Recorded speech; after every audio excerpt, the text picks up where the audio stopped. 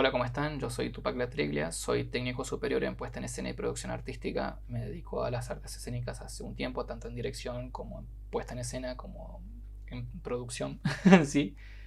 Y soy ingresante del año 2023 de la carrera de licenciatura en dirección escénica de la Facultad de Artes de la Universidad Nacional de las Artes. Estoy haciendo lo que es el curso de ingreso, así lo que se llama Sino 1. Y en este video lo que voy a hacer es una lectura del primer texto de la primera unidad llamado Hacia un estado de y para la democracia, de Guillermo O'Donnell. Voy a tratar de hacerlo esto lo más dinámico posible, primero para yo concentrarme en la lectura y después para que haya un registro audiovisual que pueda después, al que pueda recurrir, y ustedes también, ya que estamos, para tener un soporte tanto en la lectura como en lo que es el audio o bueno, visual, ¿sí? Todas las que sean palabras que yo no entienda las voy a poner acá como buscadas en el diccionario y bueno, espero que les ayuden. Si les parece bien, pueden suscribirse a este canal. Voy a seguir subiendo videos, voy a subir todos los textos que por lo menos nos alcanzaron. Quiero comenzar este canal a subir contenido de lo que es en general, ¿sí? Mis conocimientos, tanto de lo que es iluminación, escenografía, espacios escénicos, sonido, producción, bueno, todo lo que es referente a al área teatral, ¿bien? Que creo que les va a interesar mucho. Sin más que agregar, empezamos, ¿sí? Otro temita, otra cosa. Como sé que este video va a ser un poco largo, lo voy a dividir en capítulos para que puedan acceder al capítulo al que quieran, en el que se hayan quedado, ¿sí? Por un lado. Por otro lado, voy a agregar los subtítulos del texto en el video, cosa que si activan los subtítulos van a aparecer para que tengan un refuerzo auditivo, visual y el texto en este video. Bien, espero que les sirva de ayuda y bueno, like, comenten. Y bueno, nos vemos más adelante. Por ahora, bien, voy a ingresar a lo que es a la lectura en sí del texto. Bien. Hacia un estado de y para la democracia, de Guillermo O'Donnell.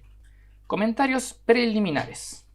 El presente texto es una primera aproximación a un tema muy complejo, partiendo del Prodal, su marco teórico. Aquí presento una fundamentación de la importancia de encarar las interrelaciones entre el Estado y la democracia en el actual contexto latinoamericano. Asimismo, propongo algunos criterios para una primera desgregación conceptual y empírica del tema. Este es, por lo tanto, un documento preliminar o, mejor, inicial.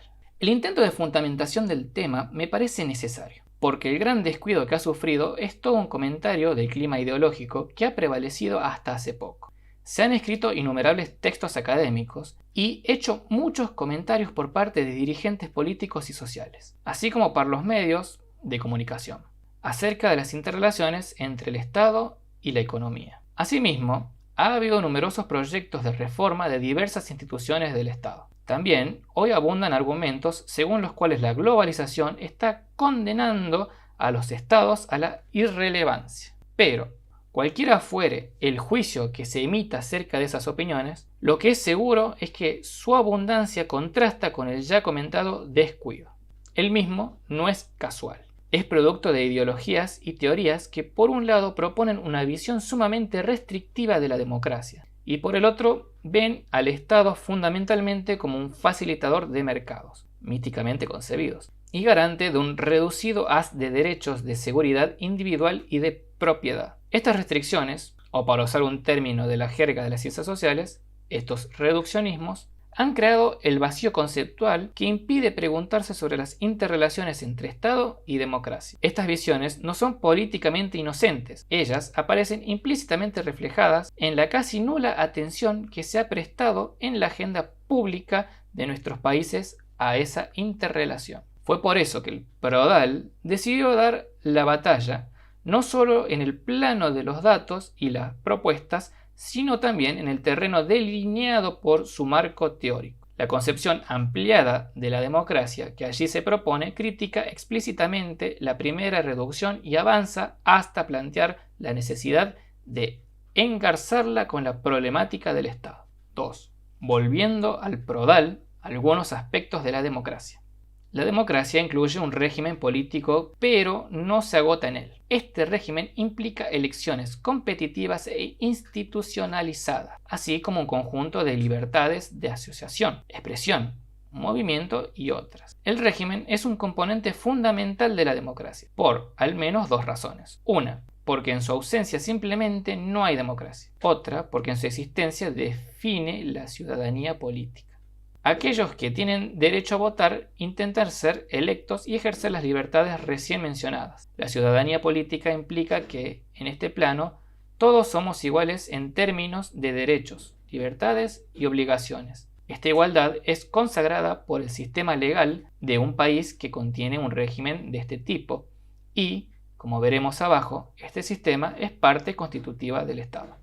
Por otro lado, la democracia en su sentido pleno implica la extendida existencia de otras ciudadanías, civil, social y cultural. El régimen democrático no garantiza, como la experiencia de América Latina lo muestra, la vigencia de esos otros aspectos de la ciudadanía, pero sí considera que el régimen democrático instituye la visión de un ciudadano agente capaz de tomar decisiones que pueden ser muy relevantes para el bien público. No solo votar, sino participar en la toma de decisiones colectivamente vinculantes. Es injustificado ignorar, aunque así lo hace buena parte de las corrientes teóricas hoy dominantes, el tema clásico de las condiciones sociales de la democracia. Es por eso que el Prodal recalcó que el sujeto de la democracia no es el votante, sino el ciudadano. ¿Cuáles son las condiciones sociales que pueden efectivamente permitir a los ciudadanos el ejercicio de los derechos y libertades que les asigna el régimen democrático? Si esas condiciones faltan para muchos, ¿cuáles serían los caminos para construir democracias más plenas y de mejor calidad mediante la expansión de las otras dimensiones de la ciudadanía? Estas son preguntas centrales del Prodal. Ellas remitan a numerosos temas y problemas, entre los cuales se encuentra el de qué tipo de Estado tenemos en la región. ¿Cómo puede el mismo entorpecer o promover la expansión de la ciudadanía? ¿Y cuáles serían los cambios en la segunda de estas direcciones? En el horizonte está el desafío de si podemos o no avanzar en la construcción de un Estado de y para la democracia. Este es el tema del presente texto. 3. Premisas básicas. Ya que ellas guían el resto de este texto, enuncio ahora sus premisas básicas. Una es que el Estado es el ancla indispensable de los derechos de ciudadanía implicados y demandados por la democracia. Un buen Estado, es decir, un Estado consistente con la democracia, es un Estado que inscribe en su propia legalidad implementada por medio de sus burocracias y, junto con una sociedad civil presente y activa, apunta a consolidar y expandir los derechos de ciudadanía implicados y demandados por la democracia. Esto, a su vez, significa que los ciudadanos tenemos un derecho público e irrenunciable al Estado, pero no a cualquier Estado, sino a uno consistente con la democracia, un Estado de y para la democracia. Ningún Estado cumple plenamente estas condiciones, pero en el mundo hay una amplia gama de diferencias de caso a caso, que van desde estados razonablemente consistentes con la democracia hasta estados brutal y desnudamente represivos. Parece claro que América Latina, aunque con variaciones de país a país, se sitúa en una zona intermedia, con estados que cumplen aquellas condiciones solo parcialmente y algunos casos con agudas diferencias, aunque el campo de datos potencialmente relevantes es inmenso. Esas características deben ser en todo lo posible empíricamente mapeadas, anotando tanto deficiencias como logros. Más abajo me ocupo de aspectos relacionados con este tema, después en el video. Como no hay conceptos pacíficos en las ciencias sociales, menos aún en el tema que aquí nos ocupa, debo ahora ofrecer algunas definiciones básicas. 4. Una primera aproximación al Estado. Como mínimo, el Estado es una entidad que demarca un territorio frente al de otras entidades semejantes. Proclama autoridad sobre la población de ese territorio y es reconocido como tal por diversos actores en el sistema internacional. Los estados han emergido a raíz de procesos históricos que en América Latina han diferido significativamente de los países centrales. Asimismo, al interior de América Latina ha habido y sigue habiendo importantes diferencias. Esas diferencias, tanto generales como específicas de nuestra región, han marcado profundamente las características de cada uno de nuestros estados. Ellas no deben ser ignoradas en un análisis contemporáneo de los mismos y de sus posibilidades de adecuación a metas que, además de democratización, tienen que incluir el desarrollo humano, el crecimiento económico y la justicia social.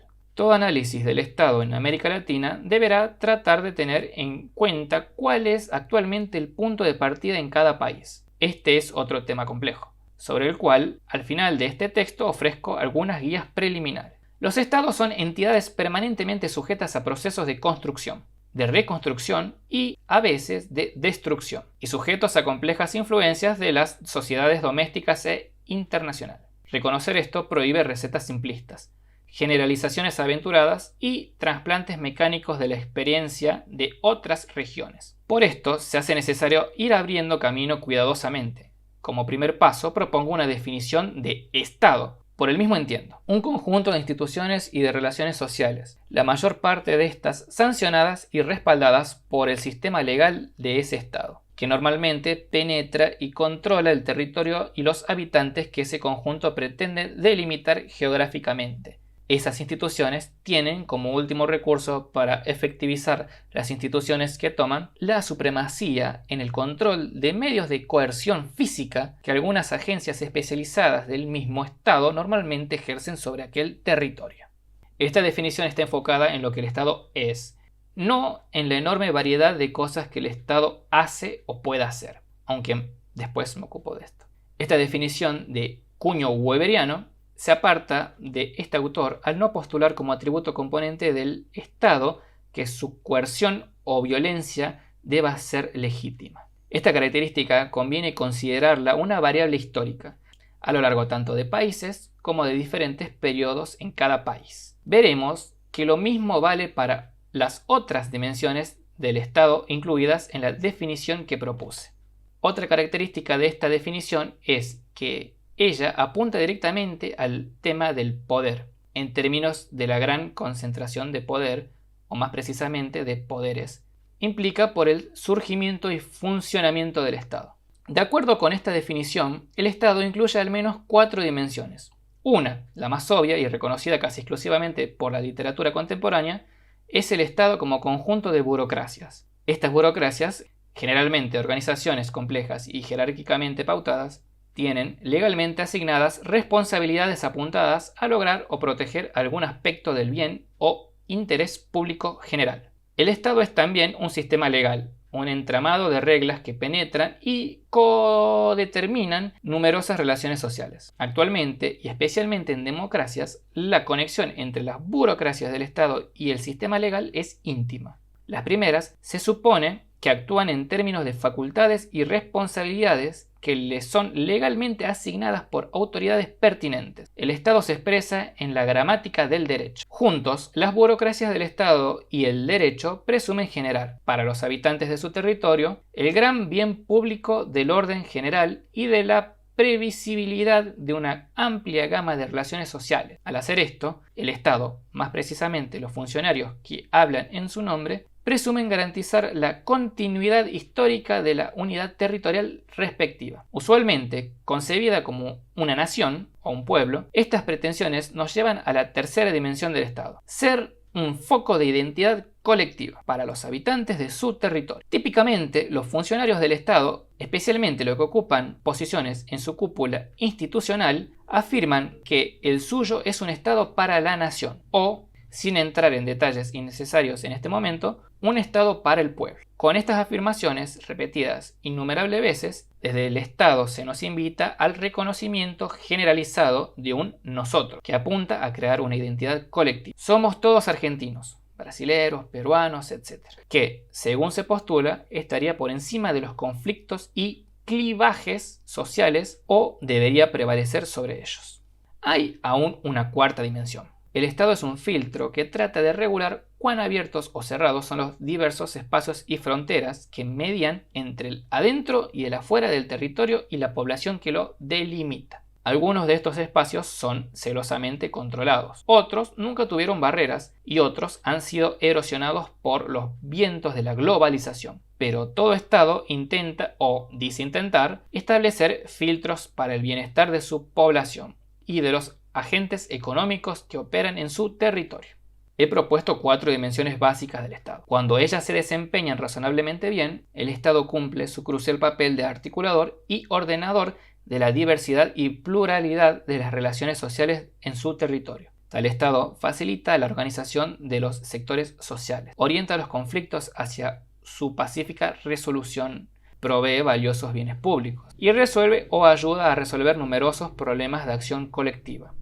Este no es un Estado que, como argumentan diversas corrientes contemporáneas, está en relación de suma cero con la sociedad. Al contrario, es un factor fundamental de su organización y dinamismo. Además, si ese Estado es democrático, ver definición más adelante, hace esas contribuciones a la sociedad de manera que garantizan y eventualmente expanden los derechos implicados por la existencia de un régimen democrático y es, consiguientemente, un aliado consistente de la promoción del desarrollo humano.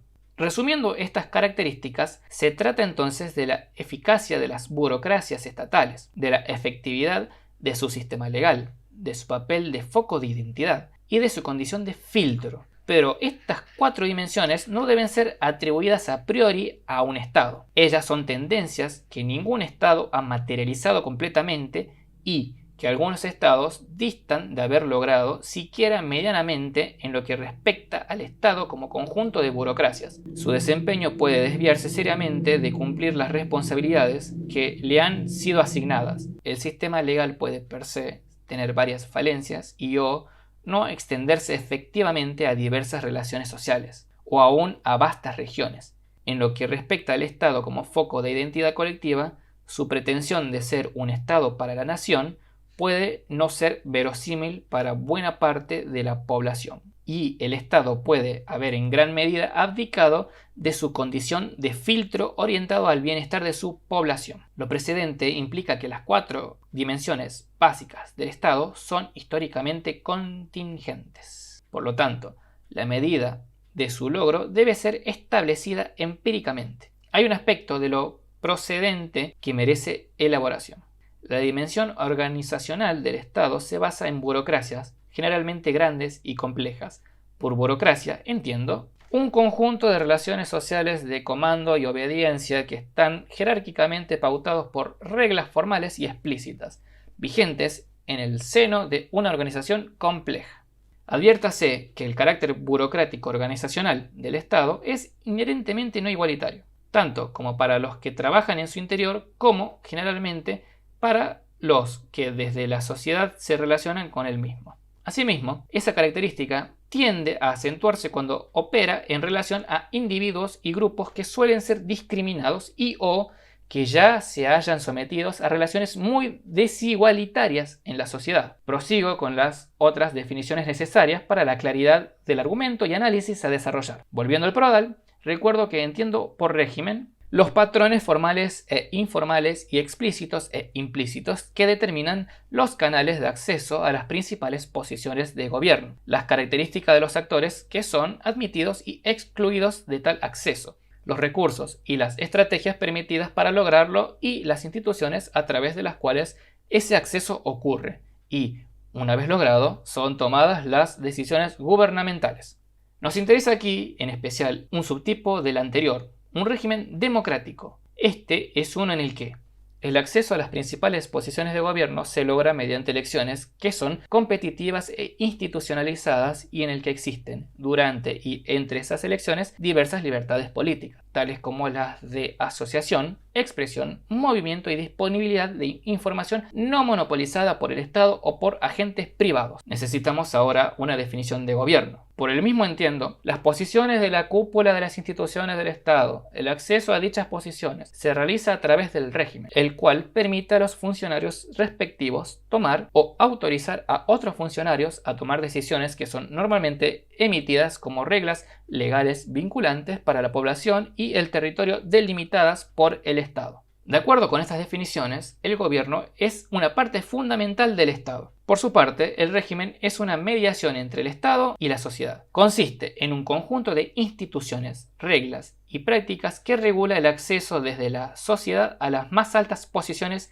en el Estado. En un régimen democrático, el principal canal institucional está integrado por partidos políticos que compiten libremente por ganar ese acceso. Bajo este régimen, el resultado de esa competencia determina quiénes ocupan por un tiempo determinado, en regímenes presidencialistas o, de acuerdo con condiciones preestablecidas, en regímenes parlamentarios, las posiciones gubernamentales. Nos interesa también un subtipo de Estado que he definido antes, un Estado que contiene un régimen democrático. Además de lo ya apuntado sobre el Estado en general, se trata de un Estado en el que el sistema legal sanciona y respalda los derechos y libertades del régimen democrático, y las instituciones pertinentes actúan en dirección a efectivizar e implementar esos derechos. Asimismo, es una unidad que delimita el electorado, los ciudadanos políticos, implicados por la existencia de aquel régimen.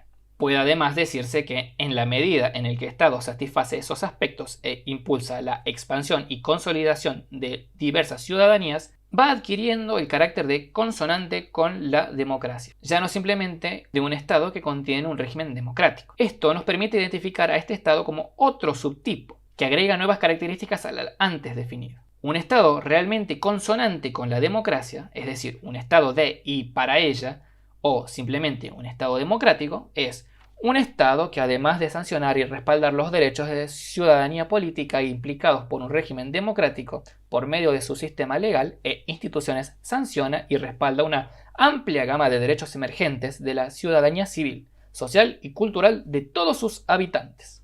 En las definiciones que acabo de presentar hay una graduación normativa.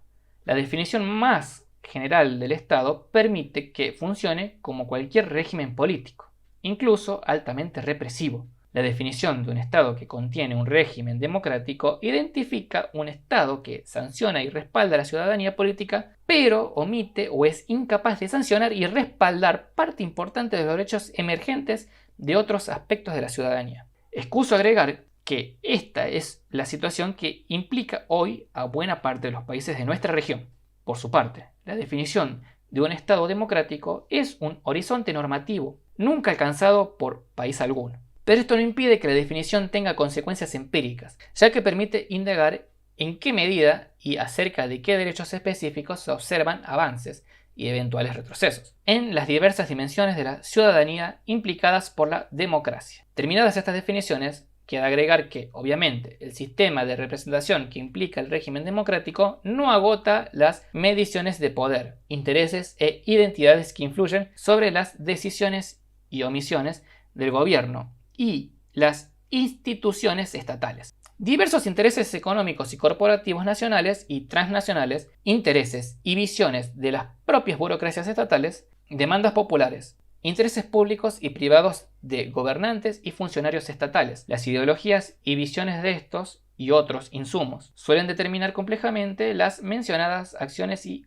omisiones. Esto lleva a preguntarse sobre el grado en que pesan efectivamente en esas decisiones y omisiones los insumos provenientes del régimen y sus instituciones representativas en relación con otros insumos. Tengamos en cuenta que por el lado del régimen democrático proviene la principal fuente de legitimación de las políticas públicas y, consiguientemente, en el agrado de la credibilidad del Estado. La pretensión de representar al conjunto de la ciudadanía y las aspiraciones que se suponen han expresado en elecciones competitivas e institucionalizadas, los otros insumos públicos u ocultos, legales o ilegales, aunque resulten en decisiones que se acepta generalizadamente que han beneficiado a algún aspecto del bien público, carecen de esa capacidad de legitimación propiamente democrática. En todos los países el resultado es que el régimen es solo una parte del funcionamiento y de los insumos de influencia a los que se hallan sujetos los gobiernos y las burocracias estatales. Esto plantea importantes problemas prácticos. ¿En qué grado y en cada caso, periodo y tipo de política pública los insumos provenientes del régimen pesan sobre los restantes? ¿En qué medida la autoridad que suele invocarse en el sentido de representar o realizar aspiraciones expresadas a través del régimen democrático corresponden a la realidad? ¿En qué medida los insumos extra régimen son ocultos, ilegales y o corruptos? Obviamente, esas cuestiones tienen directa incidencia sobre las pautas reales del funcionamiento del Estado y, a través de ellas, sobre la propia democracia. Las reflexiones precedentes sirven como indicación de lo que me parece uno de los principales problemas que afligen a nuestra región.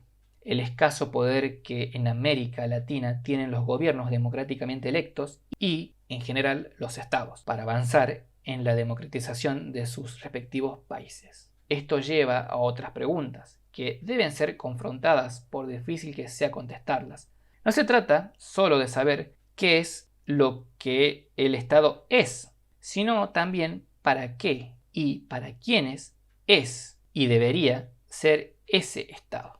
Esta pregunta es particularmente acuciante, desde que hemos hecho el logro importantísimo de conquistar un régimen democrático, pero donde, en la mayoría de nuestros países, hay grandes dificultades en expandir el régimen hacia la democratización de la sociedad y del propio Estado. Esto es grave en sí mismo y porque disminuye la calidad de funcionamiento y hasta amenaza la supervivencia del propio régimen democrático. Asimismo, responder, aunque fuera aproximadamente, a las preguntas de ¿para qué y para quiénes?, debería abrir necesarias discusiones pendientes acerca de qué es lo que es hoy este Estado, tomando en consideración las características propias de cada uno de nuestros países, pero también sus irrenunciables deberes como sustento de ciudadanía. Por supuesto, no pretendo responder a esta pregunta, se trata más bien de proveer elementos y marcar algunas direcciones generales para los que los propios actores políticos y sociales elaboren una enriquecida agenda pública. Esto a su vez sería útil para dar mejor rumbo a los esfuerzos de reforma del Estado que se han realizado y se hallan en curso en nuestra región.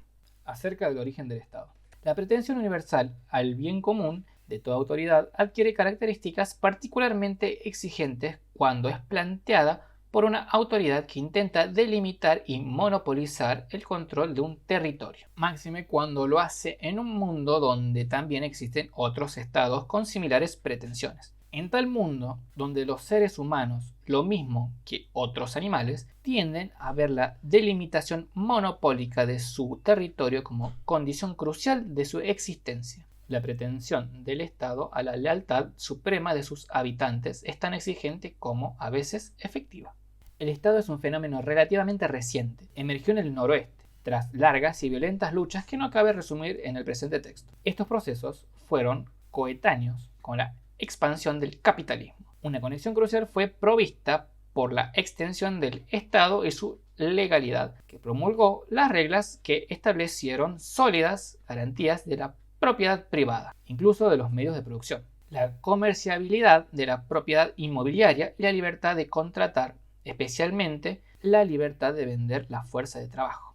Estos desarrollos crearon un espacio económico y una moneda unificadas que fueron fundamentales para la expansión y consolidación del capitalismo. El Estado que resultó era y es absorbente, masculino y celoso. Es absorbente porque intenta regular un amplio conjunto de relaciones sociales en su territorio. El Estado es masculino en el sentido de que éste genera el género de prácticamente todos los situados en su cúpula, lo que a su vez reflejaba la base social e ideológica de dicho Estado en la familia definida paternalísticamente, aunque en los países del noroeste este carácter masculino ha sido atenuado. También aparece en los cimientos de sus sistemas de bienestar social, originariamente basados en el modelo del hombre jefe de familia, asalariado, y la mujer dedicada a las actividades domésticas. Este mismo carácter se ha atenuado menos en América Latina, no solo en términos de nuestros escasos derechos sociales, sino también en derechos civiles y de la continuidad, aunque atenuada últimamente, de prácticas discriminatorias de género y etnicidad. Y el Estado también es celoso, donde, como generalmente es el caso incluyendo América Latina, la nación no precede al Estado. El Estado se esfuerza por crearla. Defino la nación como sigue. Un arco de solidaridades, una construcción política e ideacional que postula la existencia de un nosotros, que entraña un reclamo de lealtad por encima y más allá de otras identidades e intereses que, si ya no lo tiene, frecuentemente busca asentarse o definirse en un estado delimitado por un Estado. Con esta definición me alineo con la posición constructivista de la literatura reciente sobre el tema. De acuerdo con esta visión, las naciones son construcciones políticas e ideológicas. El Estado, resultado de historias, memorias, mitos y, en algunos periodos, de gran violencia y esfuerzos de movilización política, como Zuni anota. La identidad nacional es un acto de suscripción a una comunidad continua con un pasado y un futuro, un destino compartido. Sabemos que algunas naciones carecen de Estado y otras, ya sea que se definan o no como tales naciones, están contenidas en estados donde otra nacionalidad predomina. Por otro lado, en la mayoría de los casos, los estados tratan de ser y de lograr amplio reconocimiento como estados para la nación. Por supuesto, como entre otras regiones, las Américas muestran esta intención ha generado grandes tragedias. Por medio de la eliminación cruel o a veces la también cruel asimilación de otras asociaciones políticas e identidades colectivas. Veremos entonces algo que, aunque introduce una complicación adicional a nuestro tema, no podría ser ignorado sin grave distorsión. No estamos tratando simplemente con el Estado, tratamos con estados que son o dicen ser estados nacionales, estados para una nación cuyos intereses y destino dicen interpretar y hasta corporizar. Esto tiene complejas consecuencias en relación con la democracia, entre otras cosas porque el discurso de la nación puede mezclarse con ideologías de racismo, xenofobia, exclusión y similares. Por otro lado, en algunos casos, como parte de la literatura argumenta, el discurso de la nación puede devenir cívico, en el sentido de no apelar a un todo orgánico, sino a ciudadanos a quienes dicho discurso acepta en su diversidad individual y grupal. Pero aún en estos casos, los discursos nacionales del Estado invocan y constantemente tratan de recrear una lealtad primaria al nosotros, colectivo que el Estado dice servir.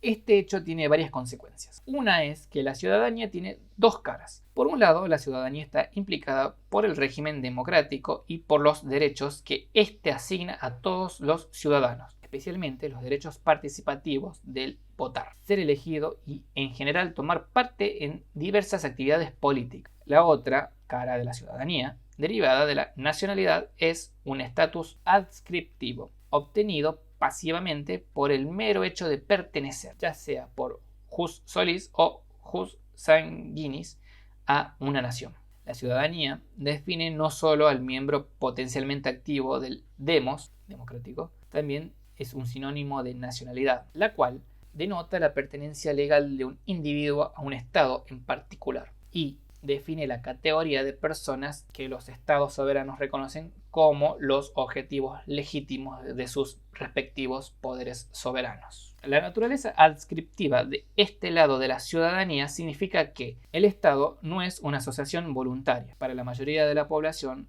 la ciudadanía no puede sino ser un estatus atribuido. Volviendo a las consideraciones iniciales de este texto, vemos entonces que el Estado y la nación son concomitantes cruciales, históricamente cristalizados del régimen democrático. La naturaleza combinada de la ciudadanía, activa y participativa por el lado del régimen democrático y adscriptiva y pasivamente otorgada por el lado de la nacionalidad, ha motivado que, en las luchas que diversos sectores emprendieron por el pleno reconocimiento de sus derechos de ambas ciudadanías, el Estado fuera un referente fundamental. Cuando en el noroeste los campesinos, los trabajadores urbanos, las mujeres y varias minorías lucharon por esos derechos, un referente fundamental fue y sigue siendo el Estado. Esas luchas por derechos, algunos tradicionales y otros inventados en el fragor de esas luchas, buscaban inscribirnos en el sistema legal del Estado como la mejor manera de efectivizarlos. Buscaban además que se crearan o reformaran agencias estatales autorizadas y dispuestas a implementar esos derechos. Asimismo, no pocas veces, tal como ha venido ocurriendo con las llamadas políticas neoliberales. Esas luchas han incluido resistir los intentos de abrogar parte de esos derechos. En estos sentidos, en el noroeste, el Estado ha resultado un elemento en la reducción de desigualdades, en la extensión de derechos civiles y en el logro para casi todos de al menos un piso básico de derechos sociales. Esto, claro está, ha presupuesto un Estado en que, en sus burocracias y en su legalidad, ha debido plegarse a relaciones de poder que hicieron posible esas conquistas, a veces contra los deseos de las clases y sectores dominantes. Durante el largo y tortuoso camino resultante, en el noroeste el Estado y el régimen se han ensanchado, mediante la admisión como participantes de pleno derecho de clases y sectores antes excluidos. En este proceso, ese Estado más ancho se ha hecho más fuerte, incluso en términos de la crucial dimensión de su credibilidad, y el régimen se ha enriquecido como canal de representación del conjunto de la ciudadanía. Poco de esto ha ocurrido en América Latina, desgraciadamente, aunque ha habido valiosas contribuciones. Carecemos de suficientes conocimientos sobre la formación del Estado en nuestros países, su relación con la emergencia de naciones y concepciones de lo popular, la sucesión de diversos autoritarismos y democracias, y los tempos en todos estos procesos en relación con la emergencia y funcionamiento del capitalismo en nuestra región y sus relaciones con el sistema mundial. Aunque es aventurado generalizar, parece claro que en buena parte de nuestro continente ha faltado la relativa coetaneidad de los procesos del noroeste. Desde la independencia ha habido pocos casos de gobiernos que intentaban mandar casi sin aparato estatal a poblaciones que no se reconocían como miembros de una misma nación, de constituciones formalmente democráticas o liberal, que en sus presupuestos individualistas se contraponían a concepciones de tipo comunitario ampliamente compartidas, de relaciones sociales capitalistas implantadas en alguna parte del territorio, pero escasamente difundidas en otras, de prolongada incertidumbre y conflictos acerca de los límites de cada emergente país, y de centros que, en lugar de forzar la homogeneización legal y política lograda en el noroeste, acabaron pactando la coexistencia de sus patrones más o menos constitucionales con tipos patrimoniales de autoridad en buena parte de su territorio. La resultante heterogeneidad estructural aparece hasta hoy retratada no solo en la economía, en la sociedad y en la demografía, sino también en las burocracias estatales y en su legalidad. Con sus variaciones de país a país, en América Latina las resultantes trayectorias históricas han marcado fuertemente las características de aquellos. Cada uno de nuestros estados tiene una propia arqueología, acumulación histórica de constelaciones de poder, normas legales e instituciones que en su momento surgieron como respuesta a cierta cuestión social y luego perduraron transformando esas cuestiones, enlazándolas con otras y a veces simplemente subsistiendo sin misión claramente identificable. Contra lo que aducen algunas visiones tecnocráticas, ningún Estado ha sido diseñado ni podría serlo ex novo, menos aún Estados como los nuestros que reflejan en su autonomía la crisis y la profunda heterogeneidad de sus sociedades. Es por eso importante reconocer que los actuales puntos de partida de nuestros países son diferentes en no pocos aspectos. Por lo tanto, y aunque sea aproximadamente, ellos tendrán que ser tenidos en cuenta al estimar la situación actual y las expectativas razonables de corto y mediano plazo que se pueden formular en cada caso acerca de cómo orientar el Estado hacia un más pleno cumplimiento de sus responsabilidades con la democracia. He tratado, repito, con 4 aspectos del Estado. 1. Su eficacia como un conjunto de burocracias. 2. Su efectividad como un sistema legal. 3. Su credibilidad como realizador del bien común de la nación o del pueblo. Y 4. Su condición de filtro, adecuado al interés general de su población.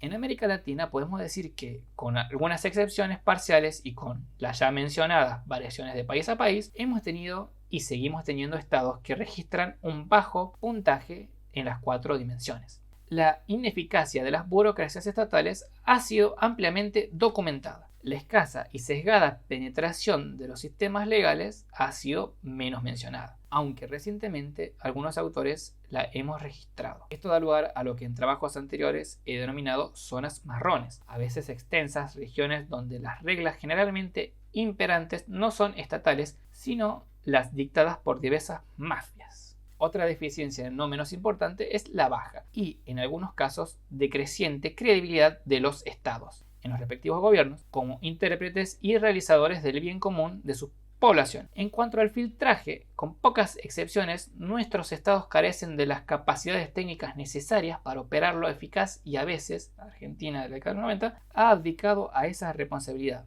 cantando loas a una incontrolada globalización. Grandes o pequeños en su tamaño como burocracias, estos estados son débiles. Algunos de ellos han sido débiles en todos los respectos, otros han sido eficaces, a veces terriblemente eficaces, como máquinas represivas, pero poco han logrado normalizar y homogeneizar sus naciones y sociedades. Un gran tema y problema del Estado en América Latina en el pasado, y aún en el presente en el que los regímenes democráticos predominan, es que, aunque con excepciones relevantes, el Estado no penetra ni controla el conjunto de su territorio. Ha implicado una legalidad frecuentemente truncada y la legitimidad de la coerción que lo respalda es desafiada por su escasa credibilidad como intérprete y realizador del bien común. Este es un Estado que, por sí mismo, y por los insumos que operan desde esferas socialmente privilegiadas, es también un Estado angosto. Se refiere a admitir como sujetos de pleno derecho a diversos sectores sociales y sus demandas e identidades, a los que suele encarar con prácticas clientelísticas y, a veces, con violencia. Asimismo, y con graves consecuencias para su credibilidad, cuando algunos derechos de clases y sectores subordinados logran ser inscriptos, no pocas veces ellos no son implementados o no tardan en ser cancelados. Estas falencias son un grave problema por muchas razones.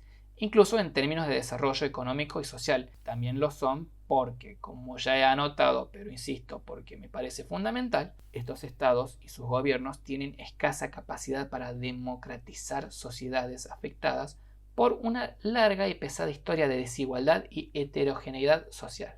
Para peor, la furia antiestatista que en los años pasados se propagó en varios de nuestros países, es cierto, facilitada por el disfuncional elefantismo que habían adquirido algunas burocracias estatales en ellos, llevó a la indiscriminada eliminación de agencias estatales, a su apresurada o desfinanciada descentralización, de manera que han afectado gravemente el cumplimiento de funciones básicas del Estado. Incluso en lo que respecta a la vigencia de elementales derechos, estos derechos frecuentemente desmantelados en sus burocracias y truncados en su legalidad son un enorme problema, pero también presentan una oportunidad. La evidencia de la imperiosa necesidad de su reforma puede imprimir a esos esfuerzos el sentido de dirección que, creo, solo puede provenir más allá de los buenos criterios técnicos necesarios de redescubrir la constitutiva imbrincación entre el Estado y la democracia. Para ello, como ya he comentado, no se podrán dejar de considerar que los puntos de partida no son iguales en cada país de la región, en términos de los recursos existentes en los mismos y el interior de sus estados, pero el prudente reconocimiento de las restricciones resultantes no debería implicar acatar un pasivo acomodamiento del status quo. Este es un tema que atañe directamente a una cuestión que el Prodal recalcó: la imperiosa necesidad de ampliar la agenda pública de nuestros países. Como sabemos, al menos hasta hace poco, esta agenda ha estado casi monopolizada por cuestiones de naturaleza económica, casi siempre, además, definidas según una rigurosa ortodoxia neoliberal, así como por preocupaciones de seguridad personal que se han tendido a definir de maneras propicias a criminalizar la pobreza.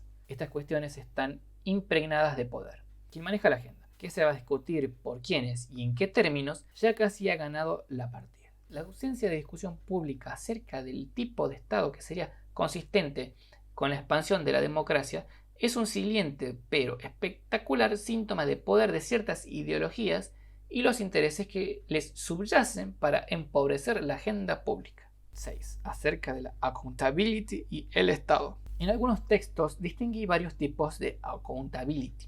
Uno de ellos es el vertical, que en un régimen democrático es ejercido por la ciudadanía por medio de elecciones, que determinan quiénes van a ocupar temporariamente algunas posiciones de gobierno. Otro es el societal, que se pone en movimiento cuando algunos sectores sociales demandan que se anulen o castiguen decisiones estatales que consideran ilegales o severamente gravosas para sus intereses. Un tercer tipo de accountability es horizontal, que define ¿cómo? La existencia de agencias estatales que tienen la autoridad legal y están dispuestas y capacitadas para emprender acciones que van desde el controlador rutinario hasta sanciones legales o impeachment en relación con actuaciones u omisiones de otros funcionarios o instituciones del Estado que pueden, en principio o presuntamente, ser calificadas como ilícitos. Como este tipo de accountability es el que se refiere directamente al funcionamiento del Estado,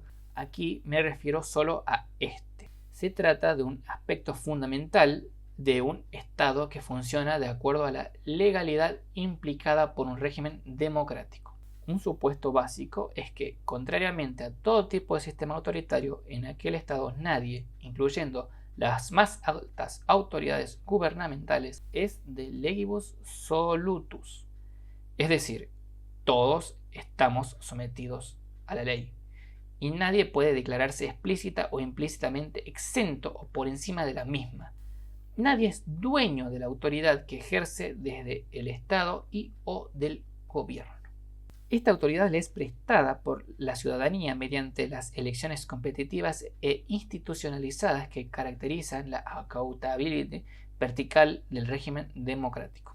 El acatamiento del marco legal por los gobernantes y la subordinación de sus intereses privados a su obligación de atender el bien público son un componente fundamental de la tradición republicana que ha quedado formalmente inscripto en todas las constituciones democráticas. Sin embargo, las tentaciones del poder son inmensas. Por eso se han desarrollado diversos mecanismos institucionales destinados a establecer los controles necesarios para que las transgresiones sean prevenidas y, llegando el caso, castigadas. Esos mecanismos incluyen, en regímenes presidencialistas, los clásicos checks and balance, mutuos entre los poderes ejecutivo, legislativo y judicial. Asimismo, incluyen en todos los regímenes institucionales tales como auditorías públicas, fiscalías, ombudsman y similares. Al ritmo de las constituciones dictadas o revisadas durante el pasado periodo de democratización, los países de América Latina ofrecen una amplia gama de esas instituciones.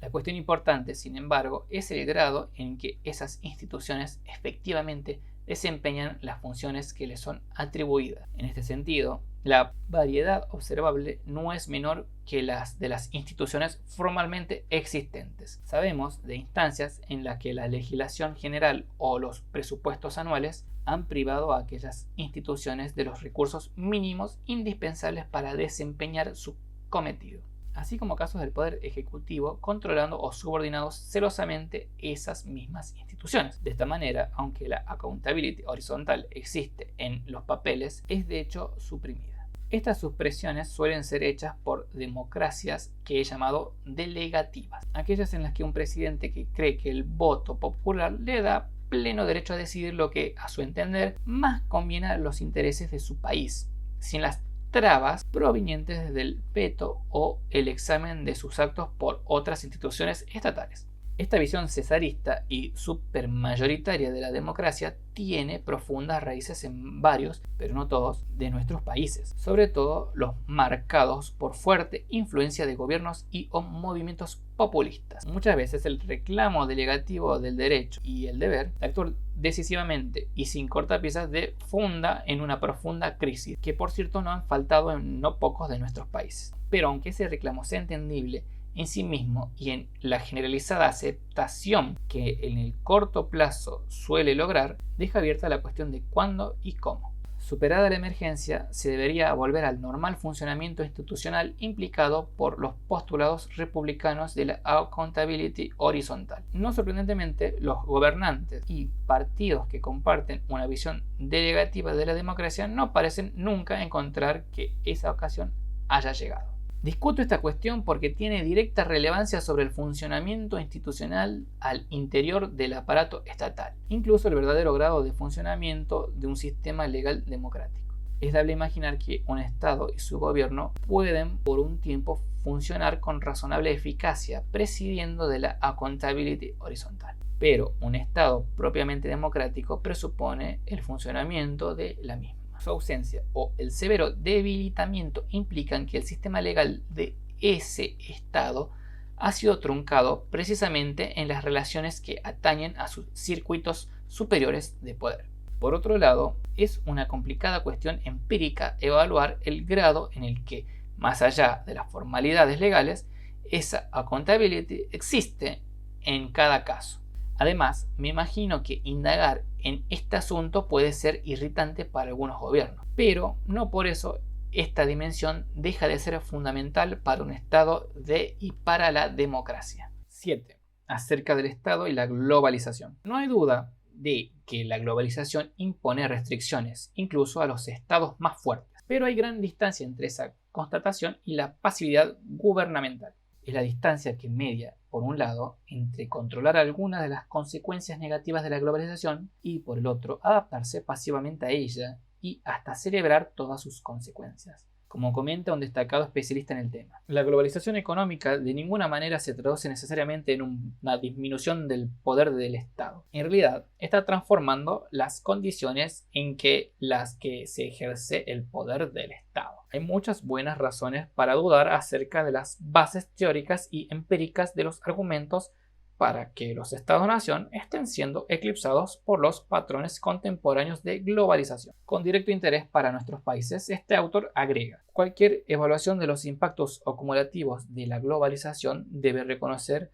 sus impactos altamente diferenciados, ya que ciertos tipos de impactos, ya sean decisionales, institucionales, distribucionales o estructurales, no son experimentados uniformemente por todos los estados. El impacto de la globalización es mediado significativamente por estrategias gubernamentales específicas, así como societales, para desafiar, administrar o aliviar los imperativos de la globalización. Asimismo, hay evidencia que, contrariamente a los dogmas que han estado en boga en nuestra región, los estados del noroeste no han disminuido sus actividades frente a la globalización, sino que respecto de algunas las han expandido y en otras han reacomodado sus instituciones y las capacidades técnicas del caso para regular y redireccionar la globalización hacia el bien público de sus poblaciones. Hay también evidencia que el esfuerzo que han hecho los países que recientemente accedieron a la Unión Europea, siguiendo las pautas recalcadas por esta, han redundado en un notable crecimiento de las responsabilidades y la capacidad técnica de sus respectivos estados. Aunque no puedo extenderme en este tema, creo que es importante insistir en el mismo. La prédica que solo podemos aceptar pasivamente todos los vientos que traiga la globalización han producido en algunos de nuestros países consecuencias terriblemente negativas. Argentina es probablemente el ejemplo extremo. Entre otras consecuencias, cuenta lo mucho que esto ha ayudado a promover el desmantelamiento del aparato estatal, incluso la omisión de crear al interior del mismo las capacidades necesarias. Este no es un argumento por un Estado cerrado y hostil al mundo externo, sino para un Estado que es un inteligente filtro de la globalización. 8. Las múltiples caras del Estado. Hay muchas caras del Estado y ellas no suelen mostrarse con el mismo gesto para todos, aunque así debería ser en un Estado democrático. Estas caras en las microrealidades de los encuentros con el aparato estatal han sido desatendidas por politólogos y sociólogos, y solo recientemente los antropólogos han comenzado a prestar atención a ellas. Y ellas son muy importantes porque es en buena medida a través de esos encuentros que los individuos construyen visiones de estados amigos, indiferentes o enemigos, y a través de ellas evalúan cómo son tratados por las democracias. Como un estudio antropológico de Turquía comenta, en lugar de mirar el Estado en instituciones concretas o en grandes personajes, lugares de la vida diaria en los que la gente intenta construir sentido apropiándose de lo público, debían ser estudiados como un aspecto central de la producción y la reproducción del Estado. Hay juicios de valor implícitos implicados por las estrategias de evasión de los privilegiados, cuando ellos salen del Estado para contratar seguros privados de salud y jubilación, para enviar a sus hijos a colegios privados y, más significativo aún, cuando contratan a sus propios servicios de seguridad. Los segmentos del aparato estatal implicados por estos servicios son para los privilegiados, la otra cara de la luna, lugares que, cuando no pueden ser evitados, movilizan gestores e influencias para no tener que someterse a las filas y demoras que sufren los que no tienen esa suerte. Esas caras suelen aparecer hostilmente respecto de estos últimos. De indiferencia, sino el maltrato dispensado en no pocas oficinas públicas y la presencia a veces temible de la policía, que no está claro de qué lado de la ley está, son ejemplos entre muchos otros. En estos casos, como se ha argumentado, no se trata solo de lo que el Estado provee y deja de proveer, también se trata de maneras de hacerlo, que no deberían ser ofensivas de la dignidad que el agente ciudadano de la democracia merece. Esto es importante también porque, en el extremo de situaciones de maltrato al público, el Estado muestra su fundamental ambigüedad. Por un lado, cuando funciona razonablemente bien, provee el gran bien público del orden y previsibilidad de las relaciones sociales. Asimismo, cuando coexiste con un régimen democrático, mediante sus burocracias y su sistema legal, el Estado sanciona y respalda, al menos, los derechos de la ciudadanía política. Y por el otro lado, el Estado es inevitablemente complejas organizaciones burocráticas, cuya textura es una serie de relaciones jerárquicas. Esas burocracias pueden sentirse y ponerse a sí mismas en una relación de superioridad incontestable con los individuos que atienden. Máxime si estos pertenecen a sectores desfavorecidos en sociedades muy desiguales. En los últimos tiempos, la tentación autoritaria de esas burocracias se ha esforzado por componentes tecnocráticos que provienen de la cúpula del Estado. Esta permanentemente tentación solo puede ser contrarrestada,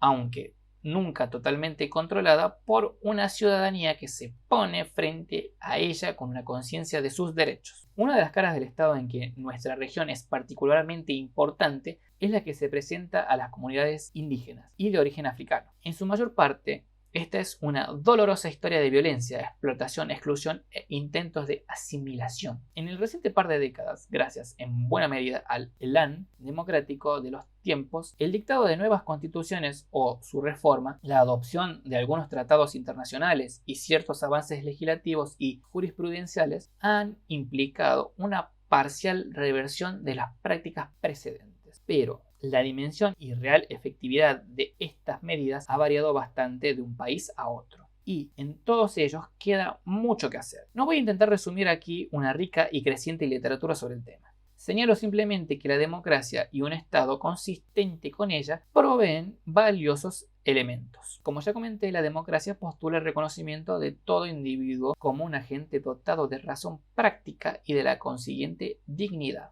Con esto, ella establece una base universalista de trato fundado en el respetuoso reconocimiento mutuo, incluso con personas que tienen sus propias concepciones colectivas o comunitarias de su identidad y derechos. Es claro que esto no va a resolver enteramente problemas que también afligen a países dotados de un sólido sistema legal democrático, pero debería, dar criterios de respeto y reconocimiento en base a los cuales sería posible negociar cuestiones casi inevitablemente conflictivas entre ellas. Por un lado, aquellas concepciones y por el otro, las universalistas e individualmente basadas del régimen democrático. Pero esa posibilidad depende en buena medida de adecuar el sistema legal e instituciones estatales relevantes, incluyendo el poder judicial y varios mecanismos extrajudiciales de resolución de conflictos, para que ellas entren en estas relaciones en un espíritu de respeto y reconocimiento de la alteridad cultural y legal de aquellas comunidades. Por su relevancia y visibilidad, creo que este tema, esta frontera problemática del Estado nacional y de los estados locales con dichas comunidades, merece ser cuidadosamente explorado. 9. Acerca de la governance o la nueva gestión pública, NGP, y similares. Desde la formación del Estado moderno y hasta buena parte del siglo pasado, se consideró que el llamado modelo weberiano del Estado y la burocracia proveía una aproximación adecuada al real funcionamiento de los mismos. Esto es, las autoridades políticas superiores, democráticas o no, toman las decisiones de política pública y ellas son ejecutadas por organizaciones jerárquicamente ordenadas, burocracias integradas por funcionarios de carrera y políticamente imparciales, quienes implementan las consiguientes decisiones con relación a la sociedad que acepta la legitimidad o adecuación de las mismas. Mientras las tareas del Estado fueron relativamente simples y casi no existió investigación empírica sobre el tema, ese modelo no fue cuestionado.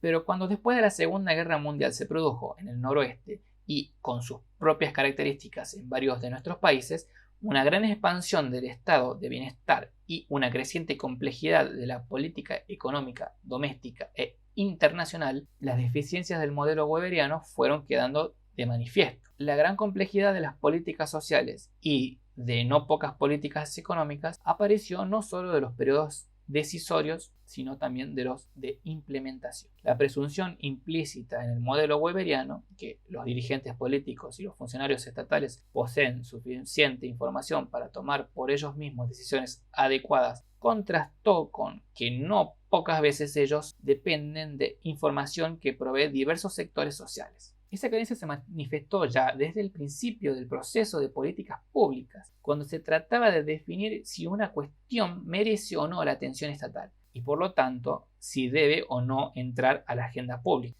Asimismo, quedó en claro que en una serie de áreas de políticas públicas, sobre todo las sociales y económicas antes mencionadas, era irrealista otra presunción de aquel modelo, que una vez tomadas las decisiones estatales, ellas serían eficaz e imparcialmente implementadas por la burocracia respectiva y que las mismas serían generalizadamente acatadas por los sectores sociales a las que estaban destinadas. Por el contrario, fue quedando en claro que en una creciente serie de cuestiones, la eficacia de las políticas públicas requería procesos de información, consulta y creación de acuerdos con al menos los sectores sociales directamente afectados por las mismas. Fue entonces que en la década del 70 emergió la idea de governance como complemento conceptual y práctico del modelo weberiano. En su acepción originaria y más restringida, indica el acto de gobernar por medio de conducir, no necesariamente comandar la sociedad. Pero la formulación dejaba salvo que en diversas áreas de política el modelo weberiano debería seguir siendo válido, coexistiendo con otras en las que el steering y no el comando era más adecuado. En otras palabras, estas versiones relativamente restringidas de la governance llenaron útilmente un vacío teórico, al puntuar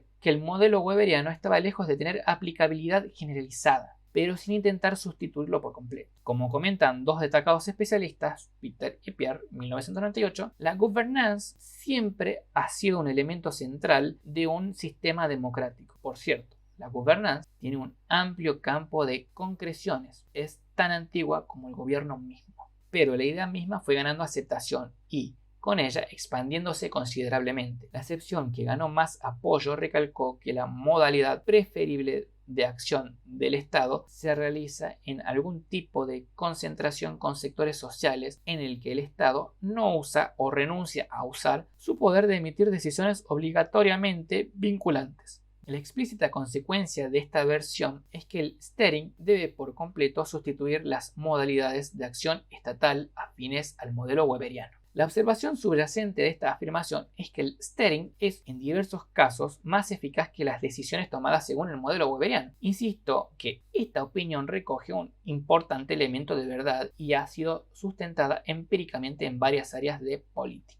Pero muchos de los adherentes de la governance pasaron de esa observación a la prescripción. Es así como debería en general actuar el Estado. Este pasaje de lo objetivo a lo normativo fue grandemente impulsado por la emergencia alrededor de la década del 80, del movimiento así llamado por algunos propiciadores de la NGP. El primer impulso a esta corriente fue dado por las ideas que propagaron los gobiernos de Reagan y Thatcher, junto con la avasalladora influencia que algo después ganaron las teorías económicas neoliberales. La idea básica de estas teorías es expandir al máximo posible las relaciones del mercado, incluso al interior del propio aparato estatal. El paradigma normativo es el del idealizado funcionamiento de la gran empresa privada, donde se supone que la gestión es evaluada objetivamente por sus resultados, sobre la base de criterios previamente especificados y donde una de las principales motivaciones es lograr un alto grado de satisfacción de los clientes. Otro componente de ese paradigma es que, como el Estado es considerado un enemigo de suma cero del mercado, impulsó vigorosamente políticas de privatización, descentralización, contrataciones a terceros y flexibilización laboral. El Estado ya no tendría entre sus responsabilidades emitir decisiones vinculantes con vistas al logro de ningún aspecto del bien público, sino coordinar las actividades económicas privadas. Desde esta perspectiva, es obvio que numerosos funcionarios públicos son por definición redundantes. Esto guió numerosos programas de racionalización administrativa, que al parecer en general racionalizaron poco, pero en mucho ayudaron a desmantelar el Estado. Siguiendo la implicación de este paradigma, la relación del Estado y los ciudadanos es definida como un vínculo con clientes, sea directamente o mejor por medio de empresas a las que el Estado ha dado acceso. Se busca proveer bienes y servicios de manera similar a la del mercado, contra la obtusa incapacidad e indiferencia de no pocas burocracias de nuestros países. Ante y durante el periodo actual, no hay duda de que esas reformas han resultado en mejor provisión de algunos bienes y servicios, al menos para ciertos sectores sociales. Frente a ese Estado minimizado en sus funciones e instituciones, el ciudadano ya no solo es reducido a la condición de votante, sino también a la de consumidor.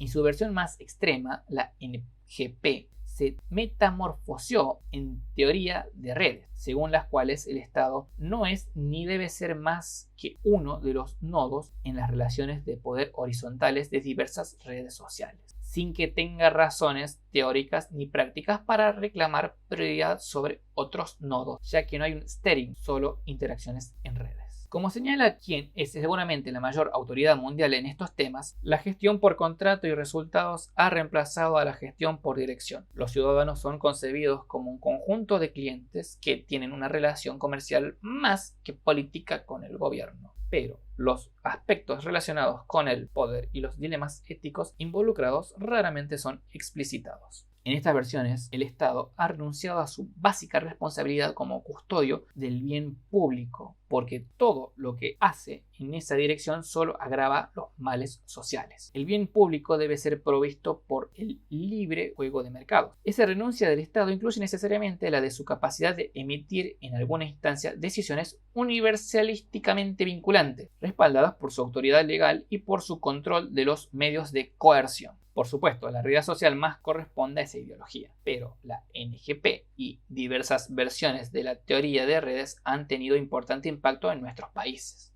Una razón no menor ha sido que durante las décadas del 80 y el 90, el Banco Mundial y el Banco Interamericano de Desarrollo, e incluso en clara extralimitación de sus atribuciones, el Fondo Monetario Internacional, hicieron parte de sus condicionalidades la adopción de reformas administrativas orientadas por estas corrientes, así como, cabe agregar, la contratación de expertos internacionales supuestamente capaces de implementar esas reformas en numerosas áreas del Estado. Por supuesto, esto fomentó la proliferación de esos expertos, lo cual ayudó a que la NGP adquiriera importante peso en la disciplina de administración pública. Las décadas antes mencionadas no son casuales. NGP y teorías de redes corriente han guardado cercana correspondencia.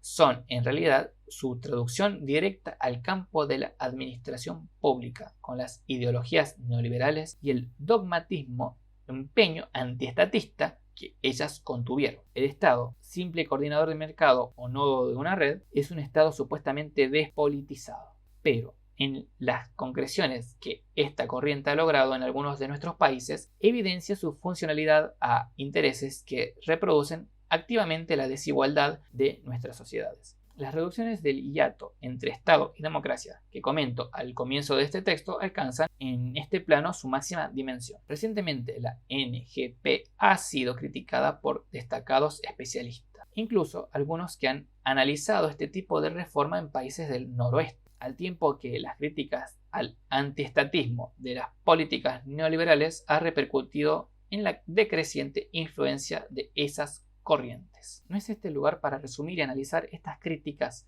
Basta comentar que ellas se centran en los siguientes aspectos. 1. El dogmatismo antiestatista que las impregna. 2. La indebida generalización desde situaciones en las que es justificada la crítica al excesivo burocratismo del Estado hacia su crítica in toto. 3. También indebida generalización desde situaciones en las que diversas maneras de cooperación con sectores sociales es adecuada, hacia hacer de ellas el modelo normativo para todas las actividades y responsabilidades del Estado. 4. La importación indiscriminada de criterios y experiencias del noreste idealizados también hacia países de muy diferentes características. Y 5, como ya vimos que señala Olsen, la profunda distorsión que establece en las relaciones que deben vincular en democracia el Estado con la ciudadanía. Asimismo, la NGP ha continuado siendo propiciada y, en no pocos casos, forzada por la ya mencionada condicionalidad de algunas IFI, a pesar de que se carece de evaluaciones razonablemente serias y comprensivas de sus consecuencias. En este aspecto, el dogma ha prevalecido sobre lo que sus creyentes predican. En este sentido,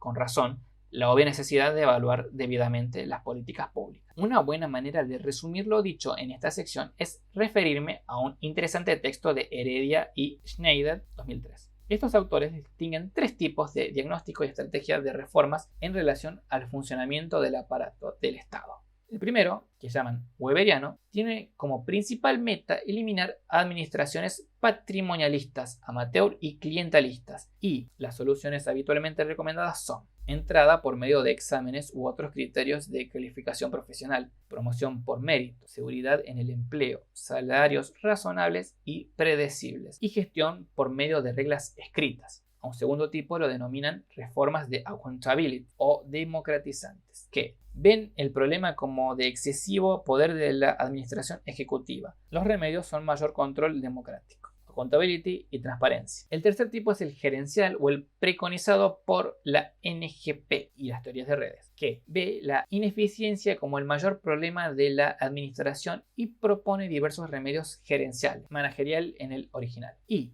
a partir de ello propone muchos instrumentos tomados prestados del sector privado, incluyendo el manejo descentralizado del personal y la eliminación de la seguridad de empleo en el sector público, gerenciamiento por resultados, incluyendo contratos de gerenciamiento, management contracts en el original, y pago de remuneraciones basado en el desempeño. En concordancia con los autores ya citados, pero agregando útiles detalles, los autores que aquí comento, luego de anotar que cada uno de estos modelos tiene sus propias patologías y obstáculos políticos para la implementación, llegan a la conclusión de que la gran variedad de tareas que incumben al Estado prohíbe el simplismo de creer que solo algunos de esos tipos sería adecuado para todas las instituciones estatales. Junto con las opiniones concurrentes de los autores antes citados, la ecléctica conclusión de Heredia y Schneider parece basarse sólidamente en el sentido común y en cualquier observación objetiva del funcionamiento de los estados. Que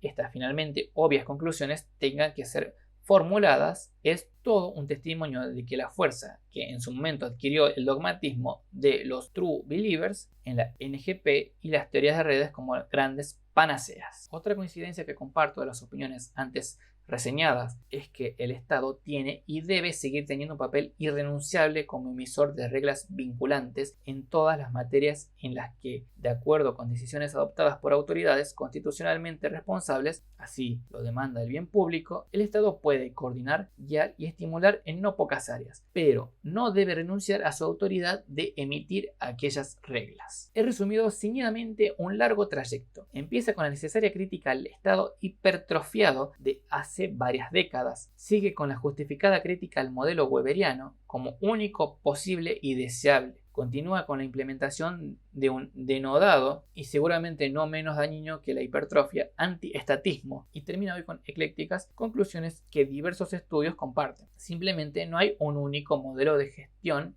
que sea adecuado para todo el Estado. Esto lleva a dos conclusiones. Una, que se trata de aprender de los aciertos y de los no pocos errores cometidos para poner en el tapete la necesidad de un diseño inteligente de las diversas instituciones y responsabilidades del Estado. La otra conclusión es que para ello no hay sustituto para una informada discusión pública acerca del perfil, o mejor, los diversos perfiles que deberá adoptar un Estado que, además de propiciar mercados y crecimiento económico, es un Estado que propicia una democracia de y para los ciudadanos. 10. Acerca de las capacidades del Estado. Implícitamente he estado hablando de poder. Es sabido en las ciencias sociales lo difícil que es tratar de estimar empíricamente el poder. El poder es una relación entre A y B, o entre A, G, M, Z. No dependen solo del quantum de recursos que tiene, sino de su relación con los que controlan B, Z. Y no es solo un quantum, ya que depende también de la voluntad y habilidad que tiene cada uno de los actores de ponerse en juego sus recursos en esa relación.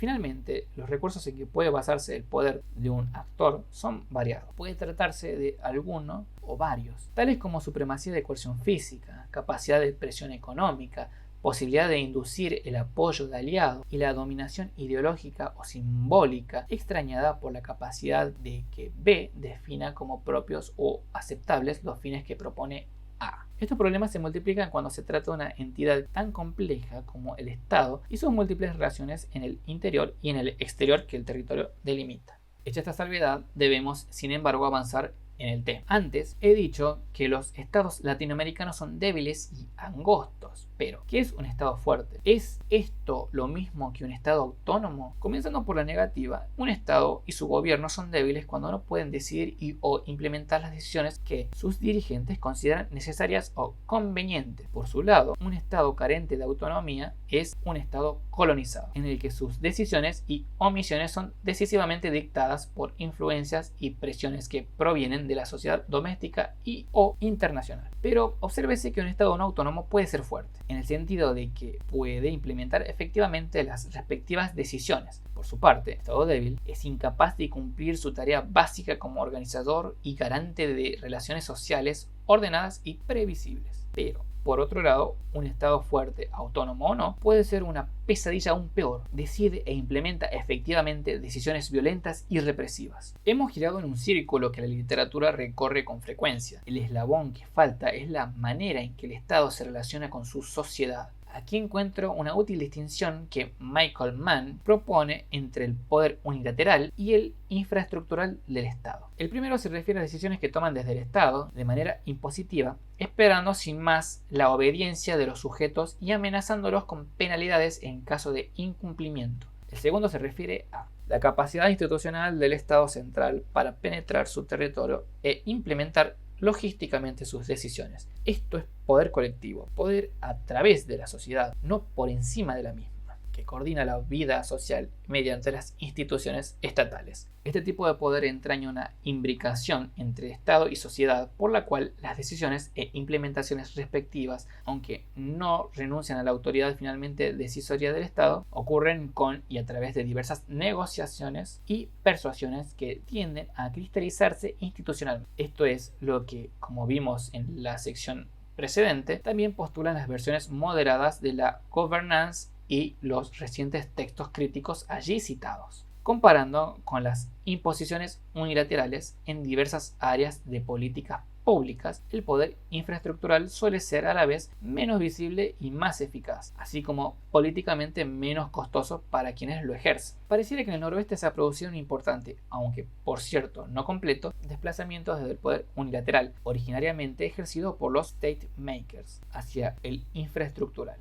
Este cambio es parte de la fortaleza de esos estados. Asimismo, este tipo de poder implica un estado ensanchado, en el sentido que, para operar de esa manera, suele abrirse a diversas voces en sus etapas de deliberación, decisión e implementación. Queda pendiente, claro está, tal como lo vimos al discutir los insumos del régimen, la cuestión de cuán representativas de los diversos intereses e identidades afectados son aquellas voces. Por eso, a pesar de que sus proponentes suelen olvidarlo, la governance y el poder infraestructural no son necesariamente democráticos. Los entrelazamientos entre Estado y sociedad que ese poder presume pueden excluir intereses e identidades gravemente afectados por las decisiones en cuestión. Vemos que no bastan, aunque son necesarias, definiciones genéricas del Estado y de la fortaleza del mismo. Es necesario agregar a ellas la de un Estado democrático, que en este sentido es precisamente uno que se ensancha abriéndose a aquellas identidades e intereses. Por otro lado, la debilidad del poder infraestructural suele llevar a usar y abusar del unilateral, como intento a veces desesperado de obtener resultados que los gobernantes consideran necesarios. Como ya advirtió Tocqueville para el caso de la Francia pre-revolucionaria, el uso de este tipo de poder genera prácticas de resistencia que tienden a reiterar el uso de ese mismo poder por parte de un Estado que parece cada vez más lejano, hostil y, en términos de las dimensiones que he propuesto, escasamente eficaz y creíble.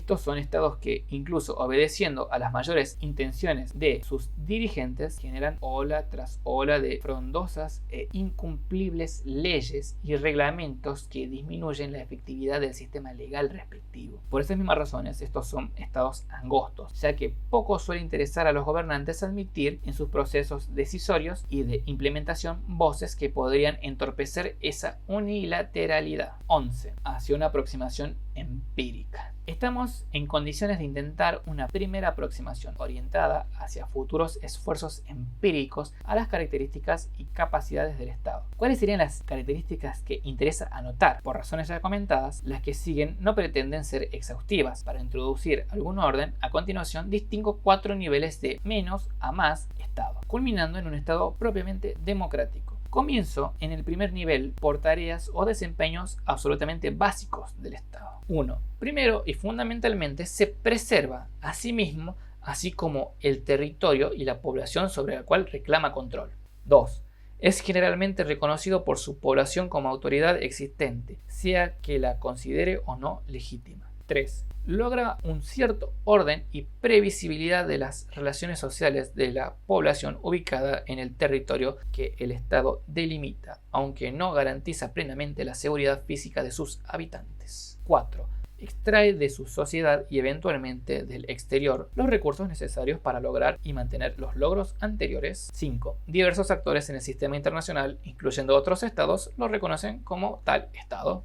Esta es una caracterización minimalista. Sabemos, sin embargo, que hay estados que no satisfacen estos requisitos, basada principalmente en África. Hay una creciente literatura sobre estados fallidos o colapsados, pero más allá de esos casos extremos, sabemos que en América Latina hay países que, aunque satisfacen los puntos 1 y 5, presentan deficiencias respecto a los otros 3 puntos. Estas son indicaciones de un problema primordial, el de una truncada estatalidad. Subiendo un poco en la exigencia de las categorías relevantes, podemos enunciar características de un estado funcionante, en el sentido de que se desempeña un conjunto de actividades normalmente presupuestas por la existencia de tal entidad. 6. Es generalmente reconocido por su población como autoridad existente y, en principio, legítima. 7. Extrae de manera regular y básicamente previsible recursos económicos de su población. 8. Paga regularmente los salarios de sus funcionarios.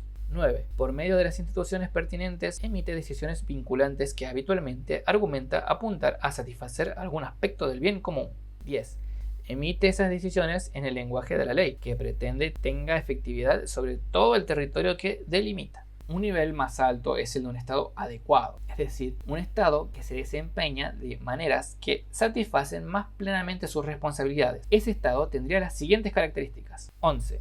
En la generalidad de los casos, logra el acatamiento voluntario de las decisiones que emite. 12. Cumple su pretensión de que la legalidad se extienda sobre el conjunto del territorio y de las relaciones sociales que cada norma pretende regular. 13. El Poder Judicial resuelve con razonable rapidez y de acuerdo con la ley existente los casos que le son sometidos. 14. Tiene habitualmente capacidad de implementar o de inducir la implementación de las decisiones que adopta. 15. Sus burocracias administran con razonable eficacia y actúan en dirección a ejecutar las decisiones de sus superiores autoridades políticas. 16. Existe para numerosas instituciones estatales una carrera del servicio público, a la que se accede por medio de exámenes competitivos. 17. Intenta prevenir y, llegando al caso, sancionar la corrupción al interior del aparato estatal. 18. Tiene instancias institucionalizadas en algunas de sus reparticiones para consultas, discusión e intercambios de información con algunos sectores sociales directamente interesados en las respectivas decisiones y su implementación.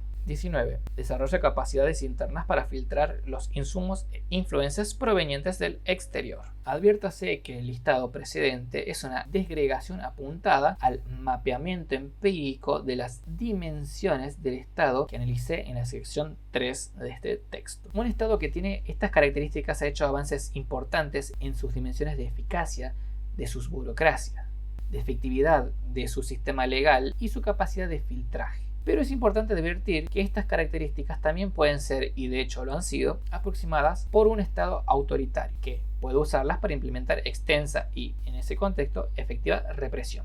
Vale la pena también advertir que buena parte de los estados latinoamericanos cae en esa categoría, pero no completamente. Algunos de ellos no satisfacen más o menos plenamente algunas de estas características, por lo que se podría decir que son estados parcialmente truncados, mientras otros, e incluso algunos de los anteriores, han hecho avances hacia satisfacer algunas de las características de la categoría siguiente. Queda pendiente enunciar las características de lo que sería un estado democrático. Ellas serían: 20. El sistema legal y los funcionarios respectivos garantizan que las elecciones sean realmente competitivas e institucionalizadas. 21. El sistema legal incluye reglas que sancionan y garantizan y eventualmente promueven la extensión de los derechos de la ciudadanía y con ellos del desarrollo humano. 22. El sistema legal e institucional contiene reglas y procedimientos orientados a la resolución pacífica de conflictos, incluso los que acarrean los costos y trade-offs provocados por el punto anterior. 23. Existen diversas instituciones de accountability horizontal que están dotadas de suficientes recursos y funcionan adecuadamente.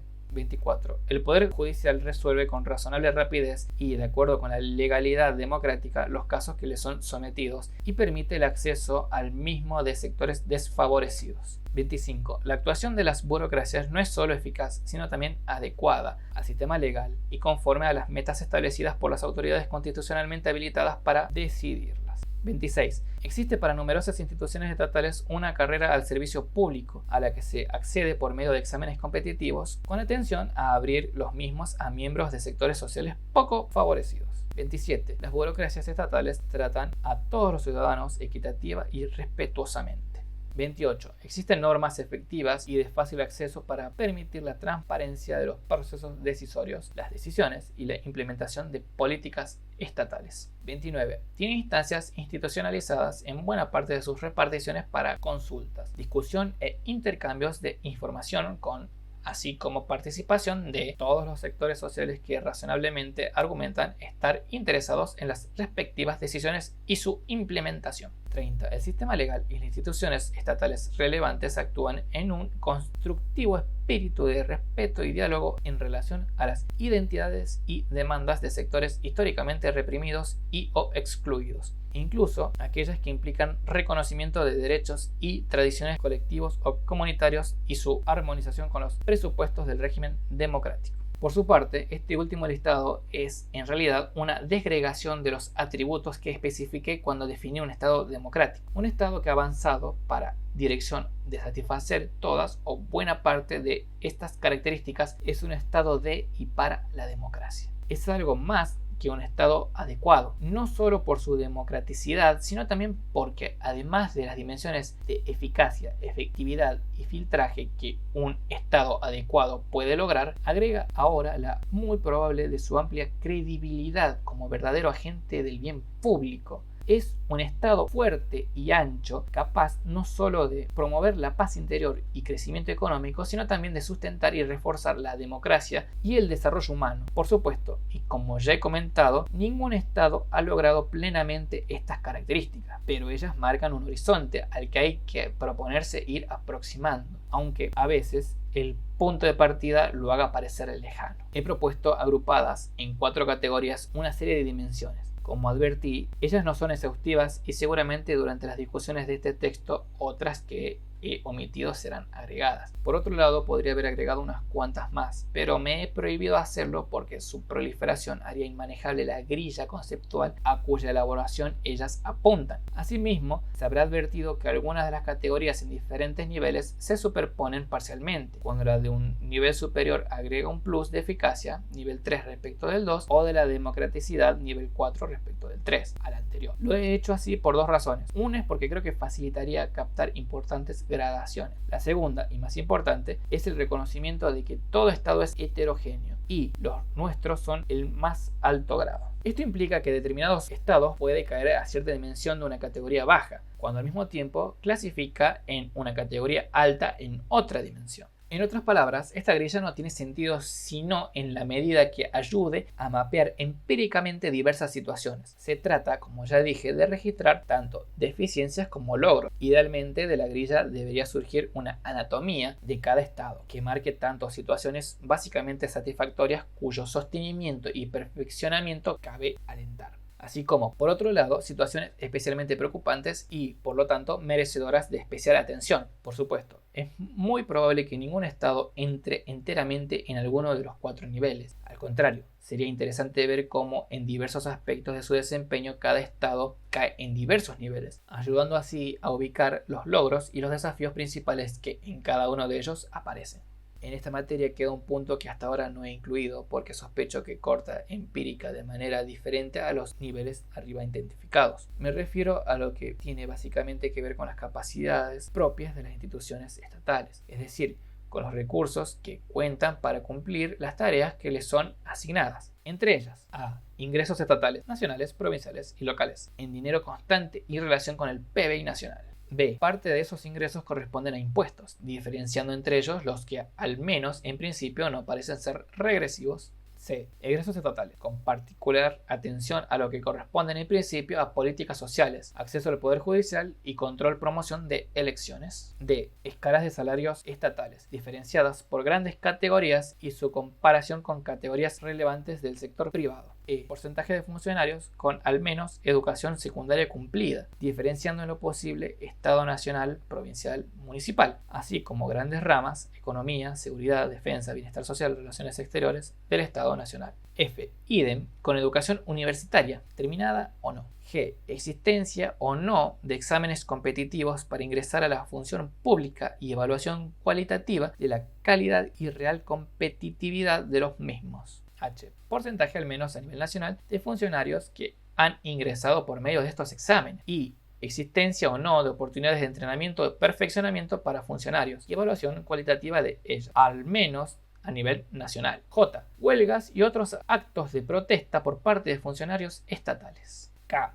Recompilación o realización de encuestas que permitan evaluar el grado de satisfacción y motivación al interior de las instituciones estatales. L. Realización o recompilación de encuestas de opinión pública con datos sobre prestigio, aprobación de diversas instituciones estatales. La lista que antecede es tentativa. Esto se debe a que de mis exploraciones sobre el tema surge que hay una gran masa de datos potencialmente relevantes, pero están extremadamente dispersos y carentes de compatibilización. Esto va a exigir, me temo, un cuidadoso trabajo de relevamiento. 12. Consideraciones finales. Un texto de este tipo no puede tener un final con conclusiones ceñidamente trazadas. He recorrido un largo y complejo camino definiendo y marcando algunos temas y conceptos que me parecen fundamentales para instalar en la agenda pública el tema y desafío de construir un estado de y para la democracia. Como dije al comienzo y espero sea claro ahora, estas son fundamentalmente reflexiones que buscan orientar y promover necesarias discusiones. Como también espero sea claro que el conjunto de este texto surge de una motivación tan intelectual como ética. Ella es que en América Latina hemos aprendido que un estado de baja eficacia, efectividad, credibilidad y filtraje puede coexistir con un régimen de elecciones razonablemente competitivas y con la vigencia de ciertas libertades. Pero este es un estado que, por débil y angosto, no funciona como el impulsor de la conquista de los derechos de la ciudadanía implicados y reclamados por la democracia. El dinamismo del capitalismo lo hace un constante productor y reproductor de desigualdades y con ellas de la abrogación de parte de esos derechos. En el noroeste, aunque no sin fluctuaciones y diferencias en los respectivos países, el Estado ha servido para compensar,